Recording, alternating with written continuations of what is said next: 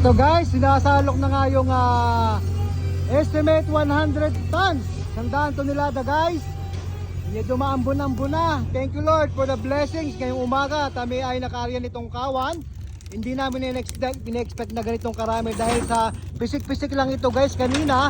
Pero nung tinaryahan, saka siya nagpakita ng maganda. At ito nga ay in-estimate na 100 tonelada ang nasasalok na natin guys. Kanina pa nga kami nagsasalok guys. Ito ay paapat na bodega na guys. Sana makadagdag pa dahil sa isandang. Yan, may mga buhay pa guys. Ito nasa last part na ito ng ating sinasalok. Paapat na bodega na ito. Sana umabot talaga ng 100 tons pataas. Medyo pumapangit na naman ng panahon guys. Kaya talagang napagdatingan kami ngayong umaga na maaga pa lang, alas 6 pa lang ito ay naaryahan na. At ito alas 9 na nagsasalok na kami. At malapit na rin matapos ito. Ayan guys.